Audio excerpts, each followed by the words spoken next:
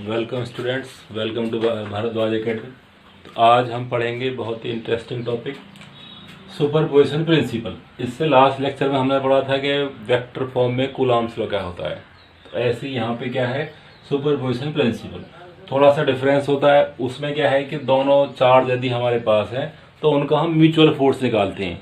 इसमें क्या होता है कि अगर हमारे पास कोई एक चार्ज जो है क्यू नॉट जो है दूसरे किसी चार्ज के बीच में आता है या उनके आसपास रखा हुआ है तो उस पर नेट फोर्स कितना लगता है। तो let this Q not charge कहाँ पे रखा हुआ है, Q1, Q2 और Q3 के बीच में रखा हुआ है, जिसको हम कहते हैं फोर्स बिटवीन मल्टीपल चार्जेस। तो इसका मतलब क्या है कि इस पे कितने चार्ज हैं या इस पे कितने फोर्स हैं। तो देखो, अगर हम कूलॉम्स लॉ के हिसाब से देखते हैं तो हम क्या करते हैं, एक टाइम पे एक फोर्स को निकालते हैं। ठीक है, तो पहले का निकाला हमने, इनका फोर्स निकाला। तो ये फोर्स लेट मानो क्या आएगा, एफ 0 पे निकाल रहे हैं 1 की वजह से। फिर हम निकाल रहे हैं इसकी वजह से, तो क्या आएगा एफ 0 2, तो 2 की वजह से 2 पर। फिर ये क्या आएगा एफ 0 3। अब देखो इनकी डायरेक्शन आती है, तो इनकी डायरेक्शन भी होती है क्योंकि वेक्टर क्वांटिटी है फोर्स। तो सुपरपोजिशन ये कहता है कि हमारे पास जो नेट फोर्स होगा इस वाले चार्ज पर वो सबका वेक्टर सम होगा।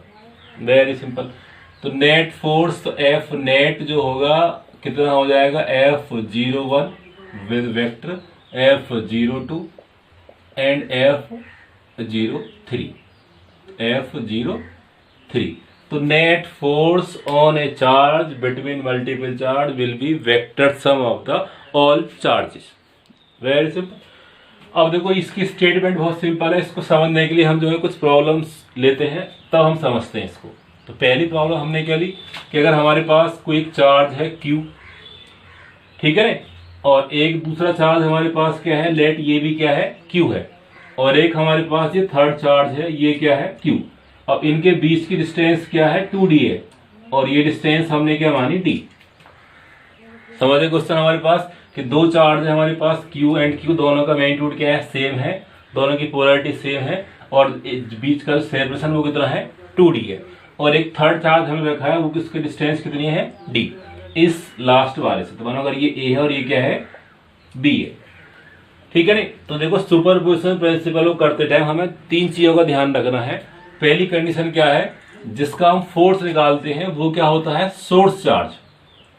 सोर्स चार्ज ये Q1 Q2 क्या है, यहाँ पे सोर्स चार्ज। तो यहाँ पे सोर्स चार्ज क्या है, इसको सोर्स क्यों कह रहे हैं, क्योंकि ये क्या है इलेक्ट्रिक फोर्स का सोर्स है। ठीक है। जो दूसरा हमारा जो होता है, ये जो सोर्स चार्ज है वो हमेशा रहेंगे स्टैटिक, ये कभी मूव नहीं करेंगे। एंड जो इनका म्यूचुअल फोर्स है वो क्या रहेगा, म्यूचुअल फोर्स को हम क्या करते हैं, नेग्लेक्ट कर देते हैं। तो इनके जो बीच का फोर्स है वो कुछ नहीं है, इन दोनों का जो आपस का म्यूचुअल फोर्स है उसको हम नेग्लेक्ट कर देते हैं। ठीक है। अब हम क्या निकाल लें, थर्ड बात क्या है, जो हमारा टेस्ट चार्ज है या पॉइंट टेस्ट चार्ज, ठीक है, अगर आपको दिया है तो उसकी वैल्यू मानी जाएगी, अगर नहीं दिया तो क्या मानेंगे, वहां पे क्या है पॉजिटिव पोलैरिटी का कोई यूनिट टेस्ट चार्ज रखा हुआ है। ये क्या होगा, हमेशा फ्लोटिंग। तो ये अपना फोर्स नहीं लगाएगा इनके ऊपर, बाकी जो इस पे फोर्स लगेगा उसके हिसाब से फ्लोट करेगा। अगर मानो रिपल्सिव है तो ऐसे, अट्रैक्टिव है तो ऐसे। क्लियर है। तो तीन बातें आप इसको ध्यान रखेंगे तो सुपरपोजिशन प्रिंसिपल बहुत ही आसान है। ठीक है नहीं। तो हम देखो पहले फोर्स निकालते हैं, इस क्वेश्चन को करते हैं। तो फोर्स निकालते हैं ए वाले चार्ज का इस पर। तो हमने क्या लिया, मानो force on not due to A. ठीक है। इस पर हम किसकी वजह निकाल रहे हैं, ए की वजह से। तो क्या आ जाएगा K Q1 Q2, तो Q नॉट अपॉन बीच की डिस्टेंस, तो कितनी आएगी, यहां से लेके यहां तक की डिस्टेंस, तो 2D प्लस D। क्लियर है। तो क्या हो जाएगा 3D का स्क्वायर। अब देखो यहां हमें लिखना पड़ेगा इसकी डायरेक्शन भी। तो देखो अगर ये A है और ये क्या है P पॉइंट है, तो अगर ये प्लस का है तो ये भी कैसा है, प्लस का है। तो ये क्या मानेगा, इसको रिपेल करेगा। क्या करेगा, रिपेल। तो ये फोर्स कहां आ जाएगा, यहां पर। तो लेट ये फोर्स कहां पर है, अलोंग AP। तो अलोंग AP, ठीक है। अब हमने क्या माना, चलो इसको थोड़ा पास कर दिया दिखाने के लिए। ये क्या है हमारे पास F0A। अब हमने क्या माना कि दूसरा जो फोर्स है, या देखो एक चीज और करनी है हमें इसमें, अगर इसको थोड़ा इजी समझने के लिए हम क्या मानते हैं, जो हमारा फोर्थ पॉइंट कर लेंगे उसको, जो हमारा टेस्ट चार्ज है, जो फोर्थ पॉइंट है वो टेस्ट चार्ज जो कहाँ होगा, always on null point of coordinate. तो ये क्या मानेंगे आप, ओरिजिन पे रखा हुआ है, तो कहां पर हो गई, ओरिजिन पर। तो थोड़ा सिंपल हो जाता है, आगे की डिस्टेंस क्या हो जाएगी, प्लस पीछे की माइनस, ये क्या हो जाएगा एक्स है तो क्या हो जाएगा प्लस आई के, और ये जाएगा माइनस आई के। सिंपल समझने के लिए तो क्या कह सकते हैं इसको, आई के। क्लियर है यहां तक। अब देखिए आगे, अब हम फोर्स निकालते हैं 0 पर बी की वजह से। तो अब देखो हमारे पास डायरेक्शन भी है, तो क्या बन गया है इसका वेक्टर फॉर्म। अब क्या लेंगे इसको, के क्यू क्यू नॉट, दोनों में क्या है क्यू क्यू नॉट है अपॉन, अब बीच का जो डिस्टेंस है थोड़ी सी कम आएगी, सिर्फ कितनी है डी, क्यू से बी से लेके पी तक की डिस्टेंस क्या है डी, तो क्या आ जाएगा डी का स्क्वायर, और ये हो जाएगी सेकंड, और डायरेक्शन क्या आएगी इसकी अलोंग। अब देखो ये भी कैसा है पॉजिटिव, और ये भी कैसा है पॉजिटिव, तो ये भी कैसा होगा रिपल्सिव। अगर ये रिपल्सिव है तो इसका मतलब क्या हो जाएगा, ये भी क्या हो जाएगा अलोंग प्लस आई कैप, अलोंग आई कैप। Very simple.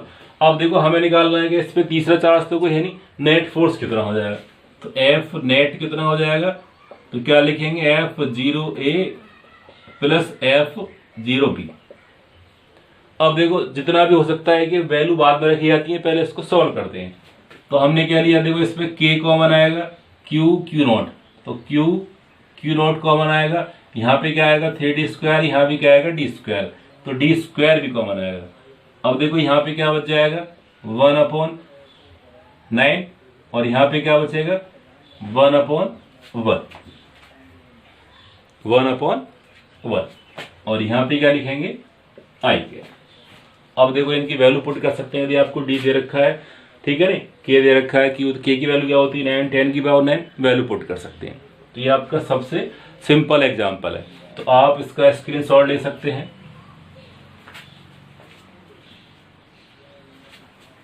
ओके, अब हम जो है आगे चलते हैं, थोड़ा सा इसको टिपिकल करते हैं। तो हमने इसको रब किया और क्वेश्चन को थोड़ा सा टिपिकल करते हैं। तो हमने क्या करा, जो हमारा थर्ड चार्ज है इसको वहां से उठा के कहीं और रखते हैं।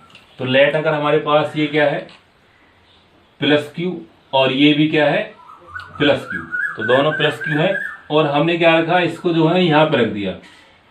ये वाला चार्ज भी कैसा है, ये माइनस क्यू है, ये वाला क्या है माइनस क्यू, तो ये है ए और ये बी, और ये अब क्या है सी। तो सी को आप याद रखना कि हमेशा क्या होता है पी पॉइंट, तो जिस पर भी हम निकालते हैं उसको पी पॉइंट मानते हैं, और जो उस पर चार्ज रखा होता है उसको हम मानते हैं फ्लोटिंग चार्ज, ठीक है नहीं।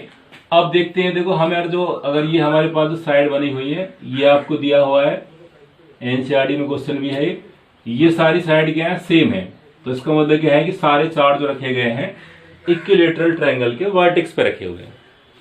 क्लियर है।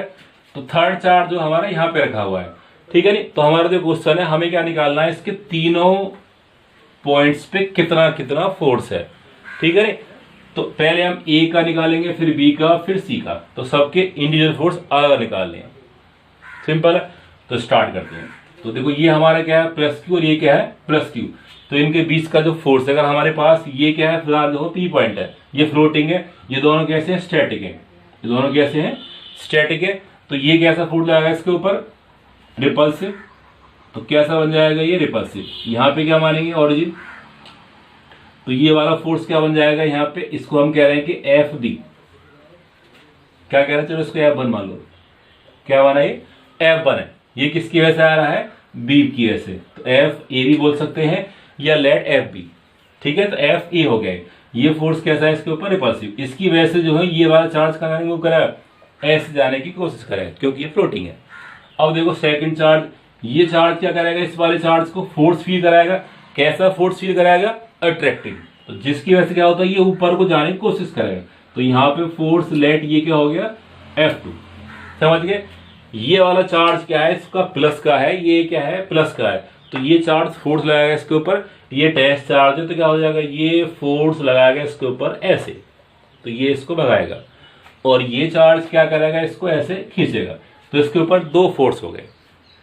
ठीक है, अब देखो हमें इसको सॉल्व करने के दो मेथड होते हैं, हम दोनों को सॉल्व करेंगे, जो आपको इजी लगे, जो कन्वीनियंट लगे आप उसको यूज कर सकते हैं। दोनों की वैल्यू जो आएंगे, आंसर्स आएंगे सेम आते हैं। तो देखो पहला मेथड जो होता है उसको हम निकालते हैं पैरेललोग्राम मेथड्स। तो जिस ट्रायंगल में आपको पता हो, जिस शेप का पता हो, एंगल्स पता हो, तो क्या करेंगे उसके लिए पैरेललोग्राम। तो पैरेललोग्राम लो आपने पढ़ाया था, पहले पैरेललोग्राम बनाएंगे ऐसे, ये ऐसे और ये ऐसे, तो ये क्या बन जाएगा, इनके बीच का नेट फोर्स। तो लेट ये क्या है हमारे पास, एफ डैश है। क्लियर है, पैरेललोग्राम बनाया तो इनका जो फोर्स आएगा इनके बीच बीच कहीं ना कहीं आएगा। एंगल हम देखते हैं कितना आएगा, अलग बात है, बट फोर्स यहाँ पे आएगा। ठीक है ना। अब देखो जो हमारा एंगल देखते हैं दोनों फोर्स के बीच का, तो फोर्स का फॉर्मूला क्या होता है, अगर रिजल्टेंट निकाल रहा हूं पैरेललोग्राम लॉ से, तो F1 का स्क्वायर, तो F1 का स्क्वायर प्लस F2 का स्क्वायर प्लस 2F1 F2 और उनके बीच का कॉस थीटा। क्लियर है।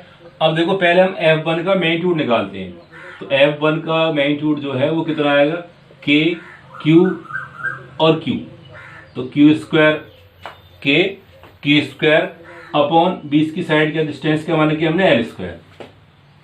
क्लियर है। इसी तरह हम निकालते हैं F2, तो क्या आएगा, K Q और Q, इसकी पोलैरिटी को हम छोड़ देंगे, तो हमें सिर्फ इसका मैग्नीट्यूड निकालना है, तो क्या बन जाएगा, K Q square upon L square. दोनों सेम आ रहे हैं। लेट हमने क्या माना, ये हमारा फोर्स क्या है, F नॉट है, सिर्फ हमने मान लिया वैल्यू क्या है इसकी सेम है, इन दोनों से अलग करने के लिए। ठीक है ना। तो अगर हम इसको यहाँ पे लगाएंगे तो फोर्स का फॉर्मूला क्या आएगा, F नॉट का स्क्वायर प्लस F नॉट का स्क्वायर प्लस 2F नॉट। अब देखो इनके बीच का एंगल हमें देखना होता है। अब देखो ये वाला एंगल जो है हमारा 60 है, क्योंकि इक्विलेटरल एंगल है, और ये क्या है 180 है। 180 में 60 क्या, तो कितना हो गया 120, तो cos 120। Simple angle. देखो ये हमारी स्ट्रेट लाइन है और ये हमारे क्या गया इसमें 60 गया, कितना बचा ये 180 माइनस 60। Very simple. तो हमारे पास क्या आ जाएगा, देखो ये 2F नॉट का स्क्वायर प्लस 2F नॉट का स्क्वायर 2F नॉट का स्क्वायर इंटू माइनस हाफ।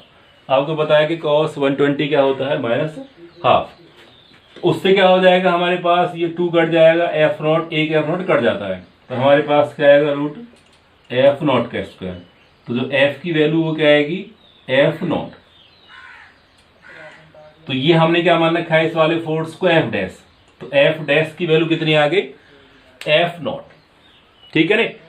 अब देखो इसका सेकंड मेथड निकालते हैं हम। तो सेकंड मेथड से करने के लिए हम क्या करते हैं, इसको वेक्टर्स के कंपोनेंट्स करते हैं। तो लेट जो हमारा फोर्स है इसका डायग्राम में यहां पे बना रहा हूं। तो हमने क्या माना, ये क्या पॉइंट है आपका, P पॉइंट है, तो एक फोर्स का लगा हुआ है इस पे ऐसे, ये क्या है F1, और एक फोर्स का लगा हुआ है ऐसे, और ये है F2, और ये हमने क्या मान रखा है कि ये कहां पर है, ओरिजिन पर है। ये वाला पॉइंट कहां पर है, ओरिजिन पर है। ठीक है। अब देखो ये वाला फोर्स कहां पर ऐसे लगा हुआ है, तो यहां लिखा जाएगा आपके पास आई कैप, और वो भी कहां पर है, माइनस में, क्योंकि ये डिस्टेंस कहां पे आएगी, माइनस एक्स एक्सिस में। इधर वाली पॉजिटिव, इधर वाली क्या हो जाएगी, माइनस में। अब देखो ये वाला फोर्स, ठीक है ना। अब देखो अगर हमारे पास जो बीच का एंगल है वो क्या है, ये है या ये है, आप कोई सा मान सकते हैं। अगर हमने क्या माना, जो एंगल है वो ये है, तो हमें दिख रहा है कि 60 है। आप यही मान सकते हैं, ये मान सकते हैं, बट ये एंगल अलग है और ये एंगल क्या है, अलग है। ठीक है ना। ये आपके ऊपर डिपेंड करता है। अब हमने क्या लिखा कि ये क्या है, अगर कोई भी वेक्टर्स क्वांटिटी किसी भी एक एंगल पे प्रोजेक्टेड होती है तो उसके दो कंपोनेंट होते हैं, आप सभी को पता है। पहला कंपोनेंट क्या होता है, हॉरिजॉन्टल के साथ साथ, उसको हम कहते हैं हॉरिजॉन्टल कंपोनेंट, तो वो क्या हो जाता है आपका कॉस कंपोनेंट। तो क्या हो जाएगा F2 cos 60, और यहां लिखा जाएगा आई कैप। क्लियर है। अब देखो जो हमारा इसका जो सेकंड कंपोनेंट है वो कहां आएगा, इसके 90 पर, इसके 90 पर। तो यहां पे निकालेंगे, यहां पे क्या हो जाएगा F2 sine theta mean sine 60 और ये कहाँ आएगा, जे कैप में। ये कहाँ पे आएगा, जे कैप में। ठीक है ना। अब हमें निकालना है कि इनके बीच का जो है ये टोटल फोर्स कितना हो जाएगा। तो देखो हम इसको भूल जाएंगे। अब हमारे पास फोर्स कितने हैं, एक ये है और एक ये और एक क्या है, ये है। तो दो फोर्स कहां पर है आपके, एक्स में है, और एक फोर्स कहां पर है आपका, वाई में है। क्लियर है। तो एफ नेट जो आएगा वेक्टर के साथ, तो क्या हो जाएगा, F1 माइनस आई कैप प्लस F2 cos 60 आई कैप। ठीक है ना। और प्लस क्या हो जाएगा, F2 sin 60 जे कैप। क्लियर है। अब देखो हमें क्या करना है, इसकी वैल्यू पुट करनी है। तो ये क्या है, आई कैप, और ये क्या आई कैप। तो ये वाला फोर्स क्या बन जाएगा, Fx। तो Fx में हमारे पास क्या आएगा, आपने आई कैप कॉमन लिया तो यहाँ पे क्या आ जाएगा, ये देखो F1 F2 हमने क्या मान रखे हैं, F0 मान रखे हैं। तो यहाँ पे क्या आएगा, F0। ये क्या बन गया, F0 और cos 60। तो cos 60 की वैल्यू क्या होती है, हाफ। और यहाँ पे क्या आएगा, ये क्या आपने प्लस का लिया तो यहाँ पे क्या आएगा, माइनस। तो यहाँ पे क्या आएगा, F0 क्या आएगा, F0। तो इसका मतलब क्या है कि F0/2 माइनस F0। तो मीन्स हाफ में सब 1 घटाएंगे तो क्या आ जाएगा, तो माइनस F0/2। तो ये क्या है हमारे पास, Fx प्लस हम क्या निकालेंगे, Fy। तो Fy क्या है, F0 sin 60। F0 कितना है, sin 60। तो यहाँ पे लेंगे F0√3/2 और जे कैप। तो यहाँ पे क्या आ गया हमारे पास, F0√3/2 जे कैप। तो ये क्या है हमारे पास, Fx, और ये क्या है, Fy। अब हम क्या निकालेंगे इसका, F नेट। तो वो कैसे निकालते हैं, वेक्टर्स के रूल से। तो Fx का स्क्वायर प्लस Fy का स्क्वायर, Fx का स्क्वायर प्लस Fy का स्क्वायर। जब आप इसको सॉल्व करेंगे तो फॉर्मूला क्या आएगा, जो वैल्यू जो आएगी वो क्या आएगी, F0। वरना आपको डाउट है तो आप करके देख सकते हैं। ठीक है ना, करके देखिए इसको।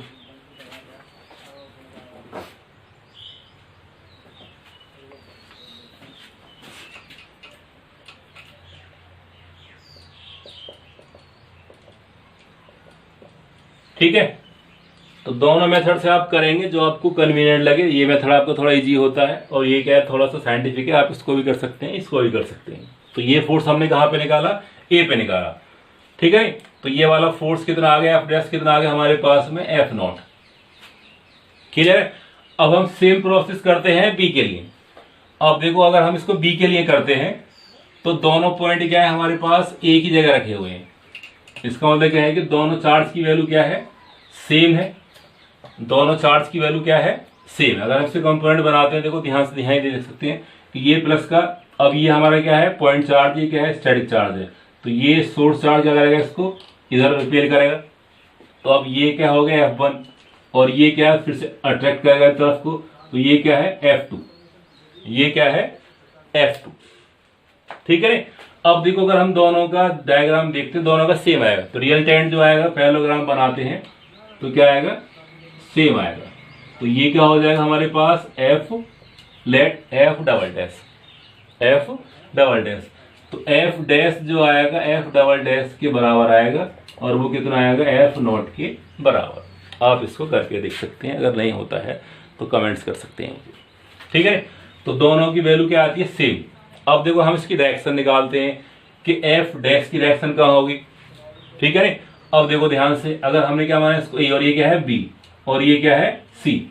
तो देखो ये आपकी स्ट्रेट लाइन है, यहाँ पे एक एंगल लगा हुआ है इस तरह, S जा रहा है। और देखो ये क्या है, यहाँ से S जा रहा है।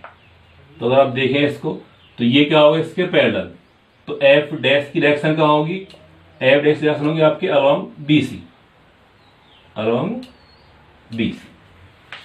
क्लियर है।